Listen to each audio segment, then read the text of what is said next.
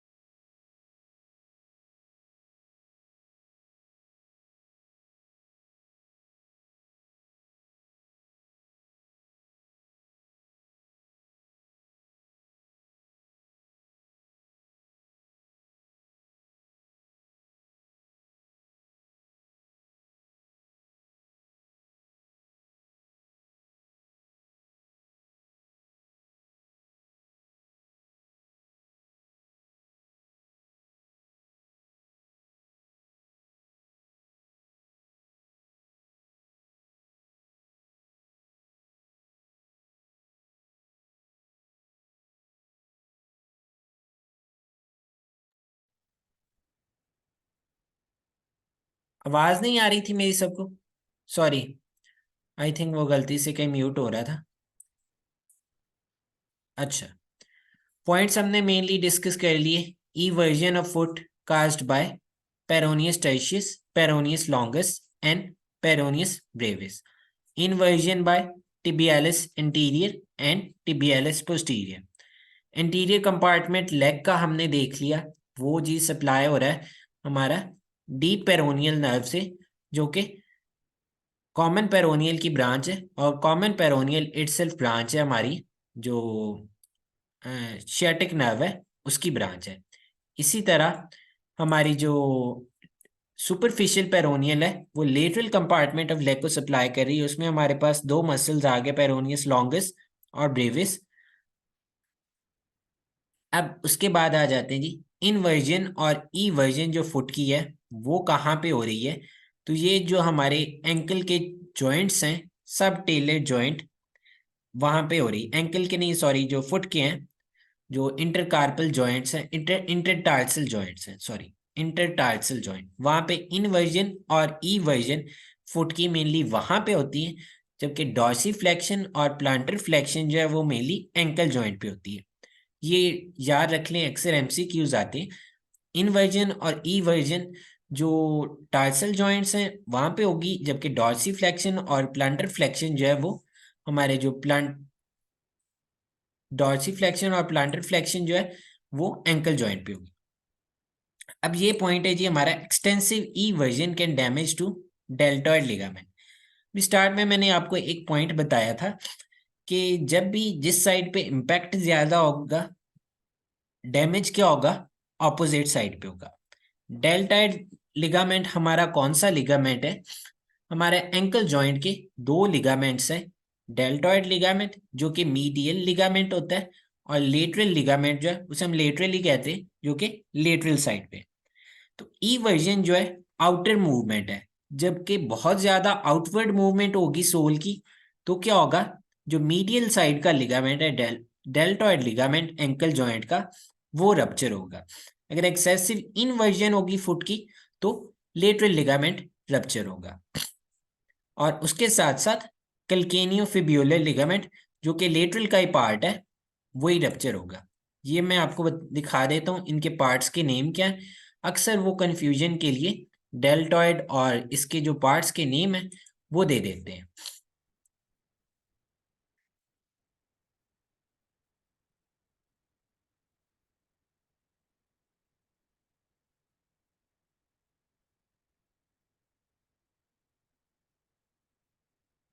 यहाँ पे चलते हैं जी एंकल जॉइंट। एंकल जॉइंट के हमारे लिगामेंट्स तीन आ गए। डेल्टॉइड लिगामेंट, जिसे हम मीडियल लिगामेंट भी कहते हैं, और लेटरल लिगामेंट, जो कि मैंने अभी बताया। अब डेल्टॉइड लिगामेंट जो है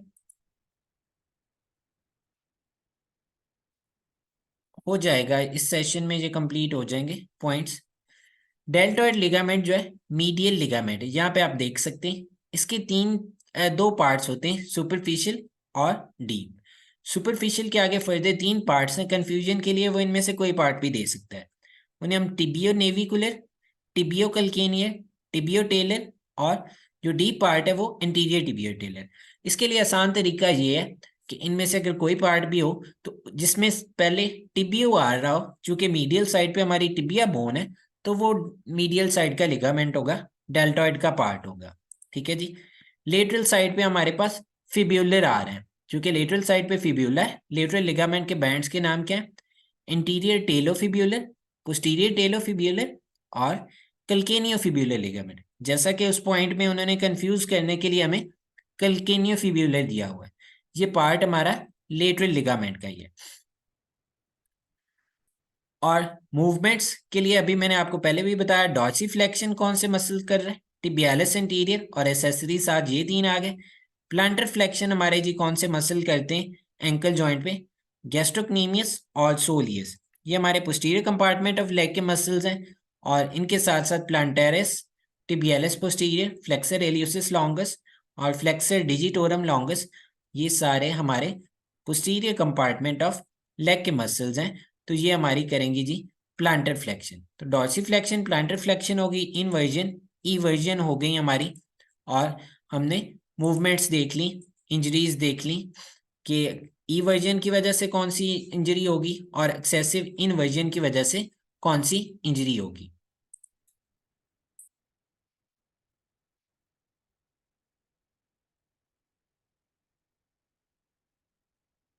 ये पॉइंट भी वही है रिगार्डिंग फ्रैक्चर एंड टॉर्जन और deltoid mechanism of injury. Eversion, patient can can't move sole of foot medially, which group of, वही बात है, वही सारे। कॉमन पेरोनियल नर्व इंजर होगी तो क्या होगा? फुट ड्रॉप होगा। Common peroneal nerve is just like और रेडियल नर्व। ठीक है जी, हमारी रेडियल नर्व की होमोलोगस है कॉमन पेरोनियल नर्व। तो जिस तरह रिस्ट ड्रॉप होता है रेडियल नर्व की इंजरी की वजह से, उसी तरह कॉमन पेरोनियल की इंजरी की वजह से फुट ड्रॉप होगा। उसमें साथ साथ हमारी ई वर्जन भी जाएगी, क्योंकि पेरोनियस लॉन्गस, पेरोनियस ब्रेविस दोनों पैरालाइज हो गए। इनवर्जन नहीं जाएगी पूरी। इनवर्जन क्यों नहीं जाएगी? क्योंकि टिबियालिस एंटीरियर तो पैरालाइज होगा कॉमन पेरोनियल से, टिबियालिस पोस्टीरियर नहीं पैरालाइज होगा। टिबियालिस पोस्टीरियर सप्लाई होता है हमारी टिबियल नर्व से। तो ई वर्जन लॉस्ट होगी कॉमन पेरोनियल से, और डॉर्सिफ्लेक्शन लॉस्ट होगी, जो हमारे इंटीरियर कंपार्टमेंट ऑफ लेग है, दोनों मसल, वो सारे मसल्स पैरालाइज होंगे। अब दूसरी ब्रांच शियाटिक नर्व की हमारी टिबियल नर्व होती। टिबियल नर्व सप्लाई करती पोस्टीरियर कंपार्टमेंट ऑफ लेग को। पोस्टीरियर कंपार्टमेंट ऑफ लेग के मसल्स मैं नाम बता देता हूँ आपको जल्दी जल्दी। उसमें हमारे पास गैस्ट्रोक्नीमियस आ जाता है, सोलियस और प्लांटेरिस, ये तीन सुपरफिशियल है। और डीप में हमारे पास चार आ जाते हैं, flexor digitorum longus, flexor hallucis longus और पॉप्लीटियस, ये आ जाते हैं हमारे पास डीप में। Popliteus, flexor hallucis longus, flexor digitorum longus और टिबियालिस पोस्टीरियर, ये हमारे जो टिबियल नर्व से मसल सप्लाई हो रहे हैं, वो सात मसल वो ये हैं। अब इसमें हमारे पास जी पॉइंट्स आ गए, dorsiflexion and eversion of foot due to common peroneal, वही बात होगी। A patient with history of RTA presented with fibula, fracture fibula and foot drop. Fibula की नेक पे हमारी जो कॉमन पेरोनियल है वो दो में डिवाइड होती है, सुपरफिशियल और डीप। ये अक्सर जगह पे इंपॉर्टेंट पॉइंट पूछा जाता है कि फिब्यूला की नेक क्यों इंपॉर्टेंट है। तो याद रखें यहाँ पे जो कॉमन पेरोनियल नर्व है वो दो में डिवाइड होगी, सुपरफिशियल और डीप। सुपरफिशियल लेटरल को सप्लाई करेगी और डीप एंटीरियर कंपार्टमेंट को सप्लाई करेगी। बाकी सारे पॉइंट्स जी वही हैं, इनमें वही चीज़ रिपीट हुई है। If a foot is permanently dorsiflexed and everted, which nerve is most likely damaged? अब फुट dorsiflexed है और everted है, इसमें उसका ऑपोजिट दिया हुआ है। उनमें क्या था, डॉर्सिफ्लेक्शन नहीं हो रही थी, ठीक है जी, और ईवर्जन नहीं हो रही थी। इसमें ऑपोजिट है, डॉर्सिफ्लेक्स्ड भी है और ईवर्टेड भी है, मतलब प्लांटर फ्लेक्शन नहीं हो रही। तो इसमें कौन सी नर्व डैमेज होगी? इसमें टिबियल नर्व डैमेज होगी। तो इस तरह की कंफ्यूजन को गौर से देखें, इसमें उसने जानबूझकर उसका ऑपोजिट पॉइंट दे दिया कि अगर परमानेंटली डॉर्सिफ्लेक्स्ड है और ईवर्टेड है तो कौन सी नर्व डैमेज होगी।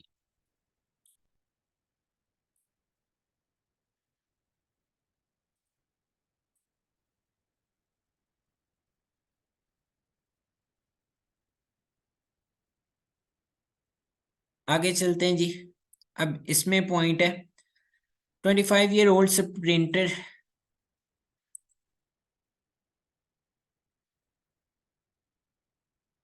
25-year-old sprinter developed acute leg pain while running. Next day, he developed noticed ecchymosis around ankle.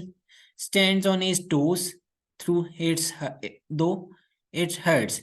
The most likely cause is ruptured plantaris tendon.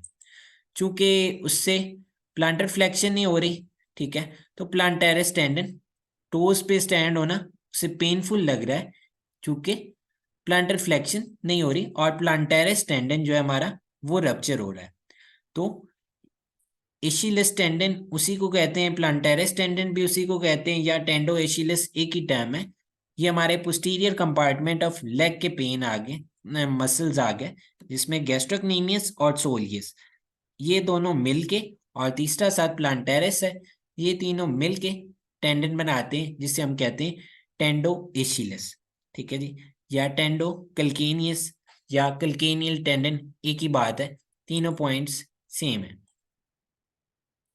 अच्छा जी, ये pain in left calf on walking and relieved by rest involves which of the artery. तो काफ में हमारी एक ही artery है, posterior पोप्लीटियल artery. पोप्लीटियल artery is continuation of femoral artery. याद रखें, पोप्लीटियल artery femoral artery की कॉन्टिन्यूएशन है। किस पॉइंट पे कॉन्टिन्यूएशन है? तो एडक्टर हाइटिस, जो एडक्टर कैनाल के लोअर पार्ट पे होता है एडक्टर हाइटिस, वहां से जब फेमरल आर्टरी गुजरती है तो उसे हम पॉप्लीटियल आर्टरी कह देते हैं। और पॉप्लीटियल आर्टरी जो पॉप्लीटियस मसल है उसके लोअर बॉर्डर पे आके दो में डिवाइड हो जाती है, इंटीरियर टिबियल और पोस्टीरियर टिबियल। ये पॉइंट्स याद रख लें, इंपॉर्टेंट पॉइंट्स हैं।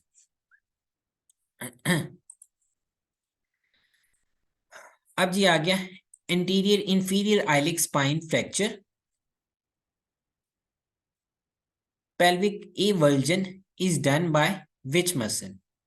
इंटीरियर इंफीरियर आइलिक स्पाइन पे हमारा कौन सा मसल अटैच हो रहा था जी? हमारा रेक्टस फेमरस मसल अटैच हो रहा था। तो interior iliac inferior iliac spine से हमारा रेक्टस फेमरस मसल वो इंजर होगा। अगर इंटीरियर सुपीरियर आइलिक स्पाइन दिया होगा तो इंटीरियर सुपीरियर से हमारा सार्टोरियस आ रहा था। ठीक है जी। लेसर ट्रोकेंटर पे हमारा एक ही मसल इंसर्ट होता है, दैट इज श्वास मेजर। तो ये उनके ओरिजिन इंसर्शन से रिलेटेड है। इंटीरियर सुपीरियर आइलिक स्पाइन याद रखें sartorius, anterior inferior iliac spine rectus femoris, lesser trochanter psoas major. Greater trochanter के पे 6-7 मसल्स हैं, उनमें हमारे दो ग्लूटिया हैं, ग्लूटियस मीडियस, ग्लूटियस मिनिमस। उन दोनों को याद रखें, बाकी सारे छोड़ दें बेशक।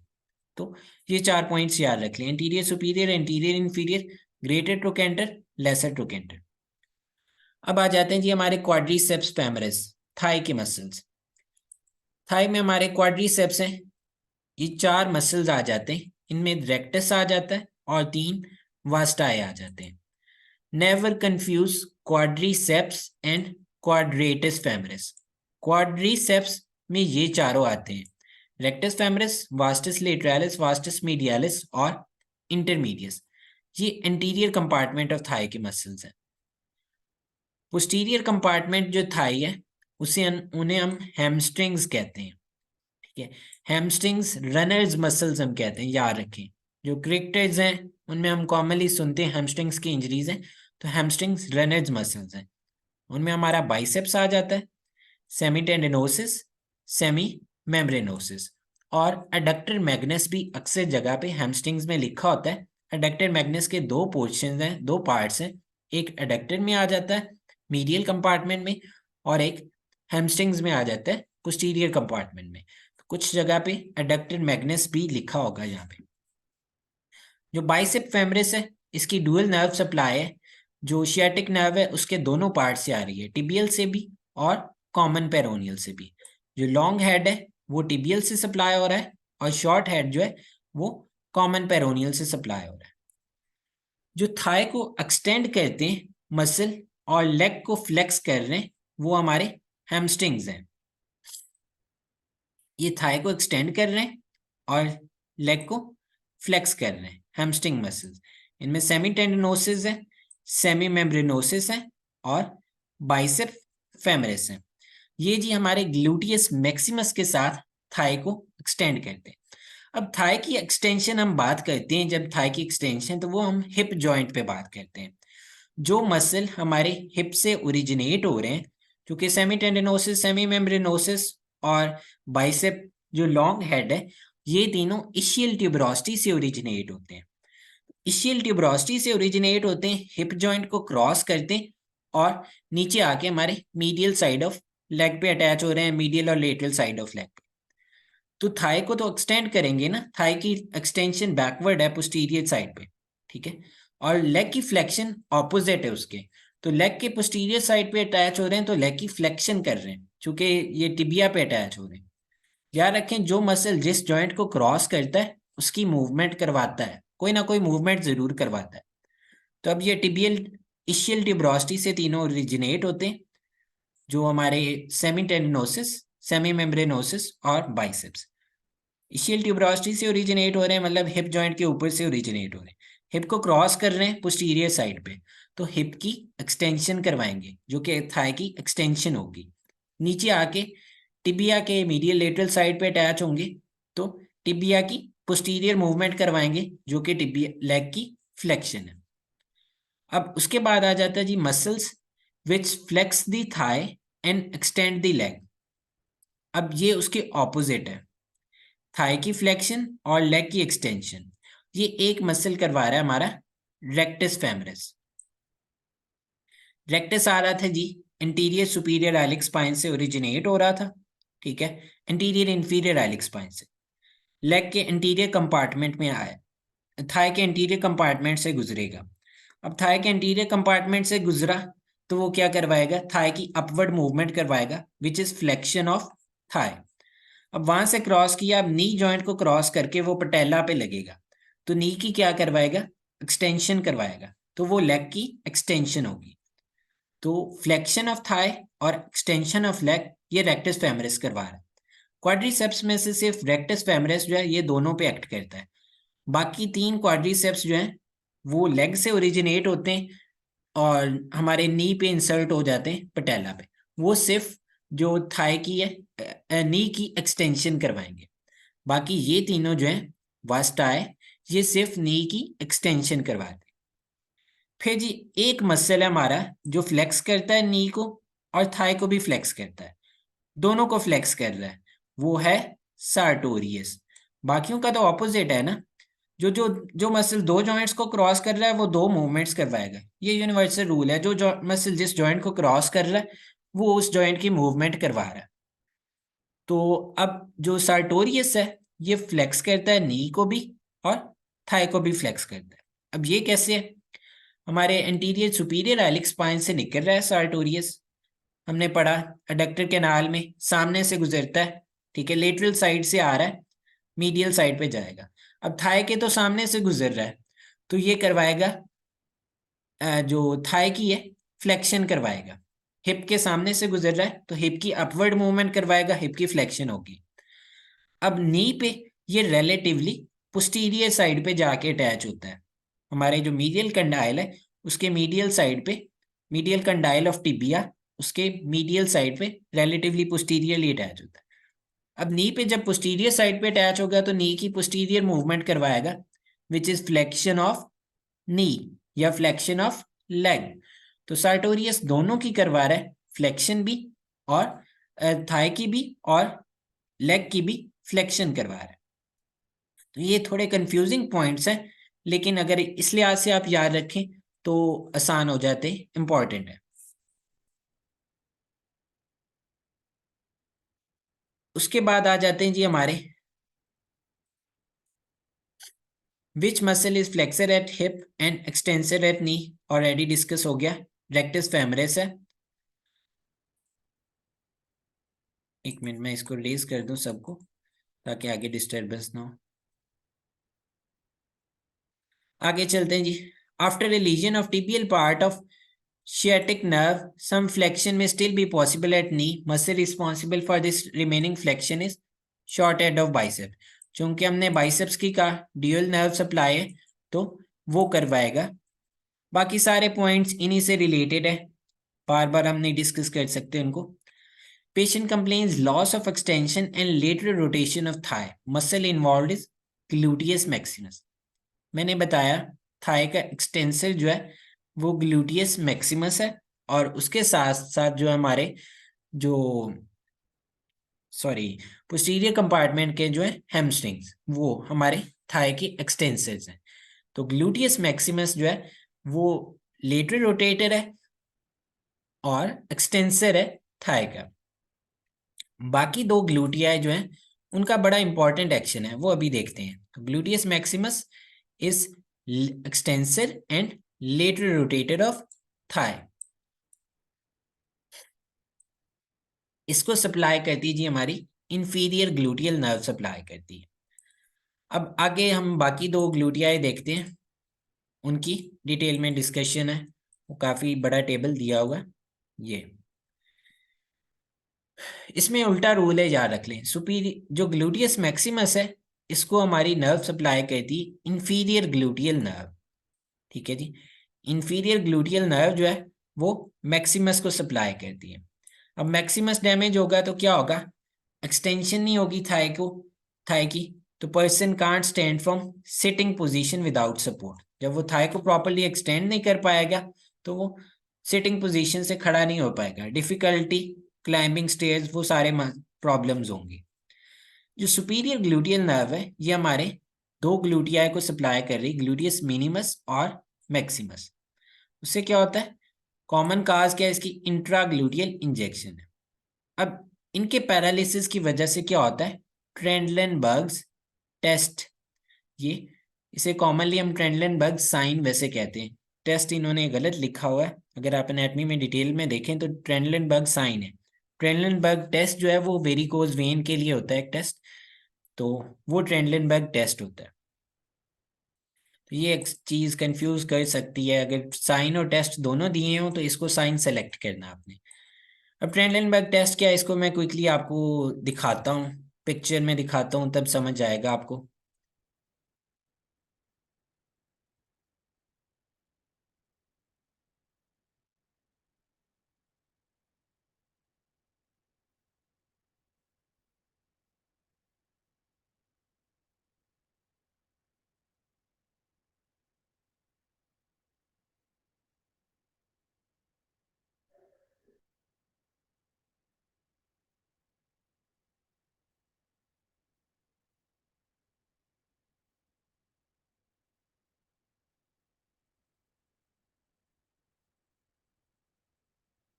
Sorry just a minute.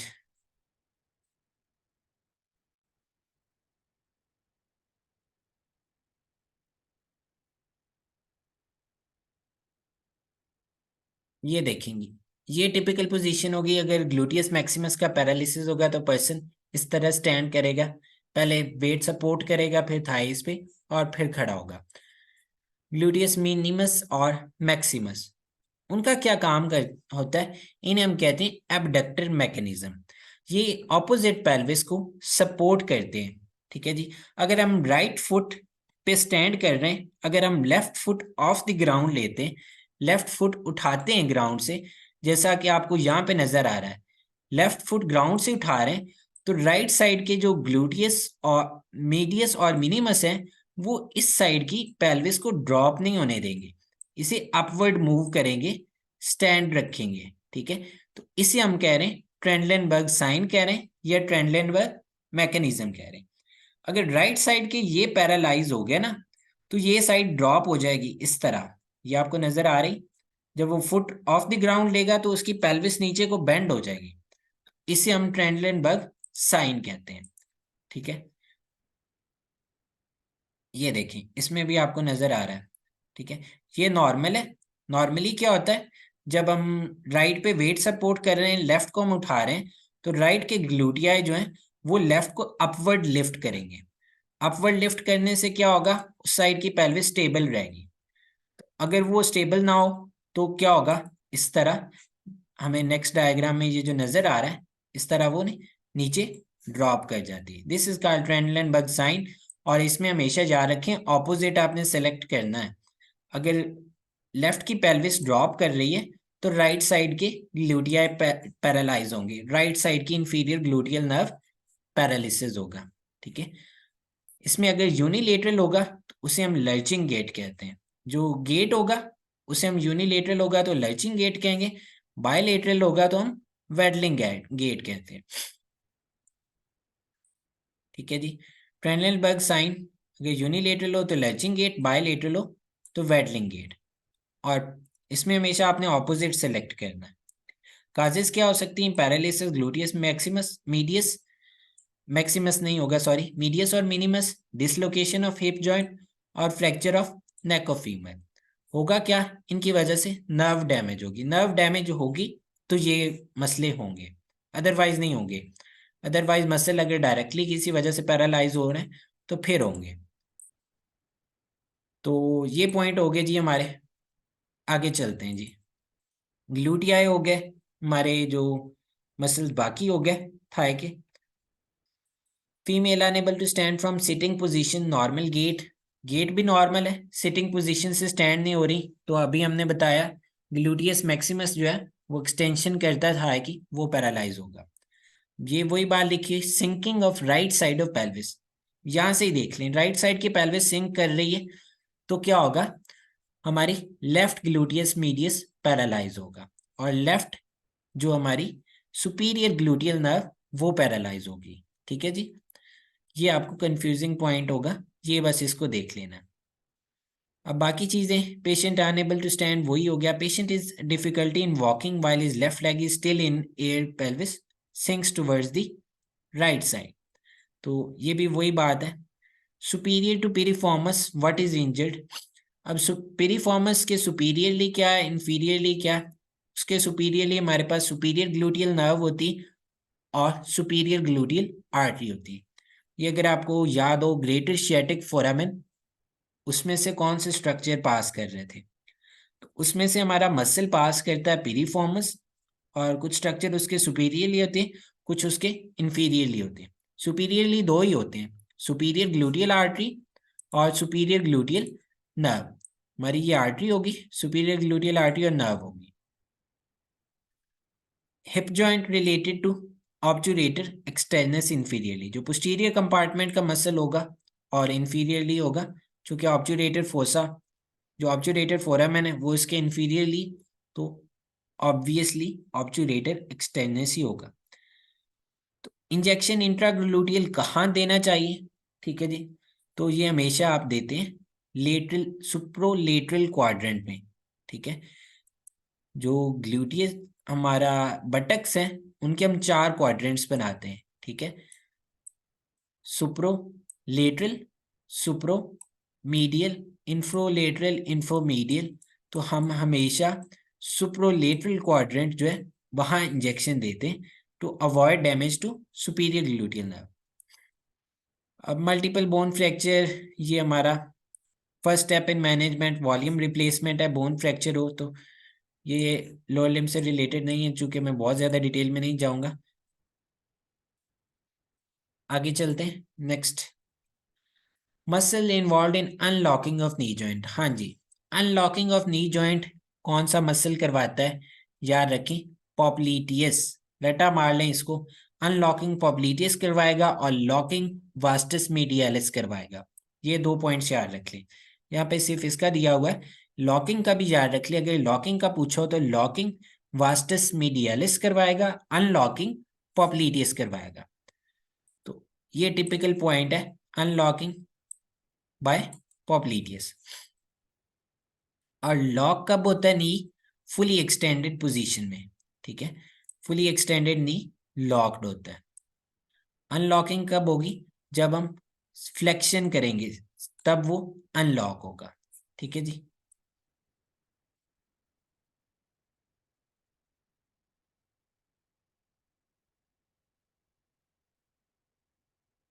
बाकी points, most commonly fractured bone, unlocking quadriceps femoris नहीं है, पॉप्लीटियस करता है अनलॉकिंग। क्वाड्रिसेप्स सेकेंडरी अनलॉकर्स है। ठीक है जी, जबकि क्वाड्रिसेप्स में से जो वास्टस मीडियालिस है वो लॉकिंग करवाता है नी की।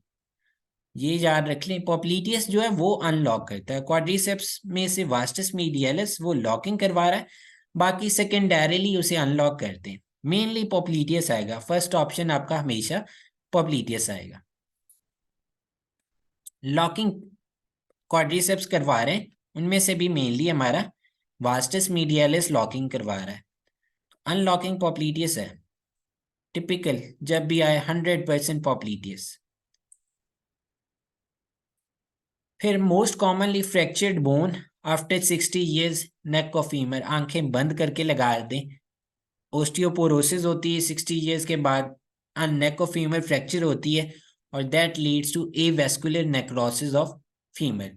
एवेस्कुलर नेक्रोसिस से रिलेटेड फिर वही फीमर की नेक का क्वेश्चन आ जाता है कि कौन सी आर्टरी डैमेज होगी, तो रेटिनेकुलर आर्टरीज जो है वो मेनली डैमेज होंगी, जो कि मीडियल सर्कमफ्लेक्स फेमरल की ब्रांच है।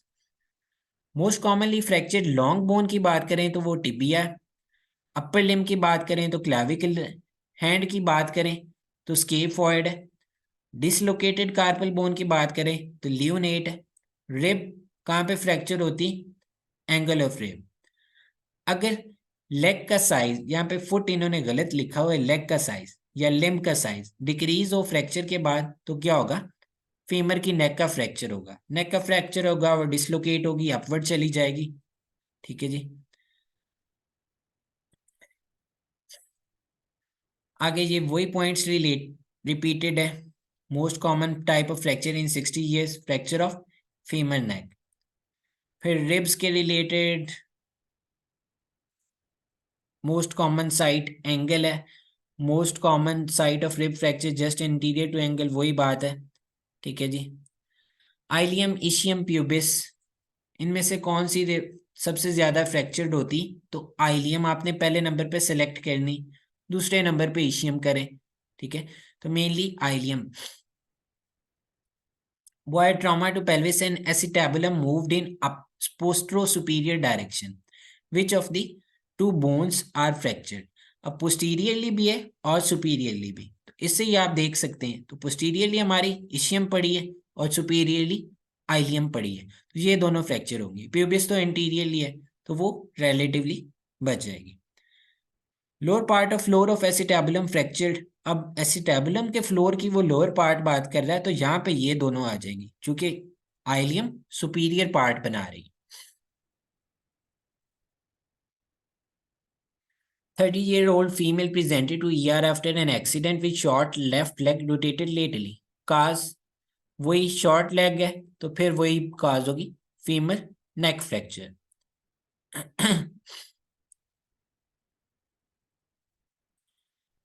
बाकी जी ये हैंड के आ गया हमारे,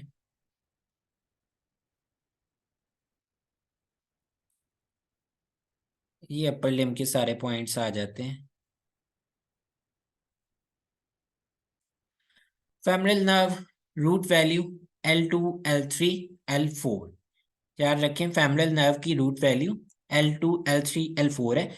ये और भी इसलिए भी इंपॉर्टेंट है, यहाँ से अक्सर एक और क्वेश्चन ये पूछते हैं फेमरल नर्व का, तो नी जॉइंट, नी जर्क का अगर रिफ्लेक्स पूछें, नी जर्क की रूट वैल्यू, तो वो भी ये सेम आ जाए, क्योंकि नी जर्क में हमारी फेमरल नर्व टेस्ट होती है। क्वाड्रिसेप्स के टेंडन पे हम करते हैं ना नी जर्क, तो क्वाड्रिसेप्स का टेंडन, क्वाड्रिसेप्स किससे सप्लाई हो रहे हैं, वो हमारी फेमरल नर्व से सप्लाई हो रहे हैं। तो femoral nerve tested in knee jerk. Patient after RTA unable to extend his right knee, तो root value L2, L3, L4 involve होगी।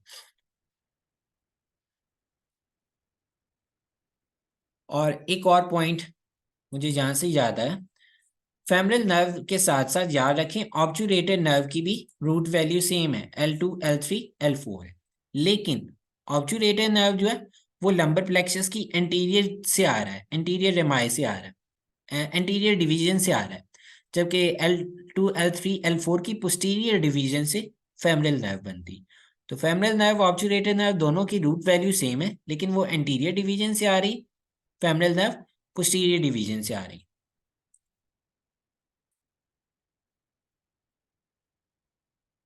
बाकी जी पॉइंट्स इसमें हमारे पास लोअर लिम्ब के पॉइंट्स और तो कोई नहीं बचे मेरे ख्याल से। ये सारे एब्डोमेन के सब पॉइंट्स हैं हमारे पास, मैंने मिक्स कर दिए लोअर लिम्ब में ही, बाकी भी लिख दिए। तो कोई चीज़ ना समझ आई हो तो वो आप पूछ सकते हैं। Any questions?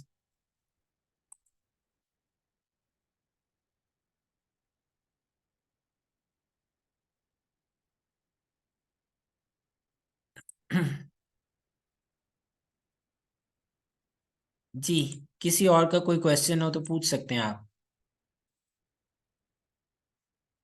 मैंने रिकॉर्डिंग कर ली है, मैं आपको शेयर कर दूंगा, रिकॉर्डिंग की टेंशन ना लें आप। इसकी रिकॉर्डिंग फर्स्ट हाफ की मैंने ग्रुप में शेयर कर दी है, ये जो सेकंड मैंने सेशन किया है इसकी भी रिकॉर्डिंग अभी मैं आफ्टर 5 to 10 मिनट्स में आपके ग्रुप में शेयर कर दूंगा। कोई और क्वेश्चन? कोई चीज़ ना समझ आई हो, किसी चीज़ की डायग्राम के थ्रू आप चाहते हो समझा दें तो वो भी आप कह सकते हैं।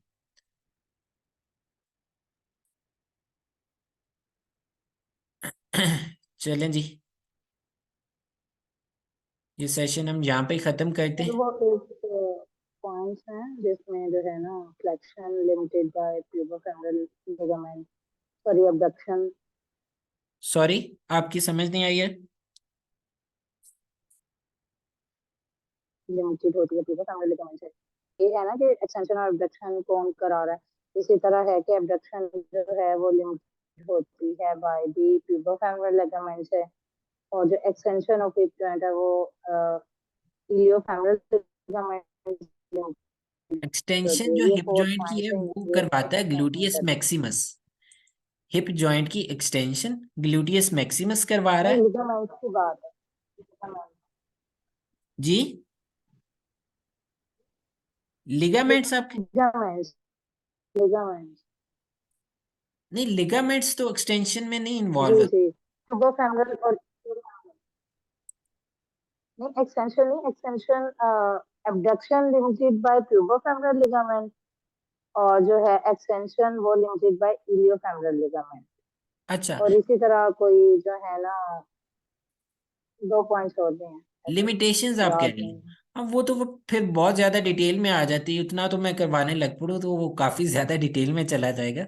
वो सारी चीजें वैसे हैं मेरे पास लेक्चर में, आप कहती तो मैं आपको एक बार दिखा देता हूँ। बस ये एमसीक्यू में एमसीक्यू है एक, और अच्छा, just give me a minute. उसके नीचे ये डबल है नोट्स में।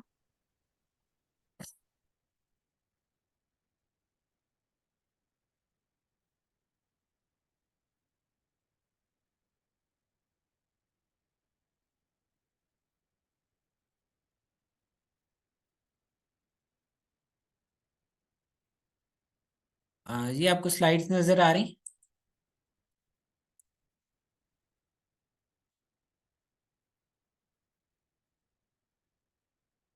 अच्छा, हिप जॉइंट पे अगर आप फ्लेक्शन एक्सटेंशन देखें तो ये सारे मसल्स करवा रहे होते हैं।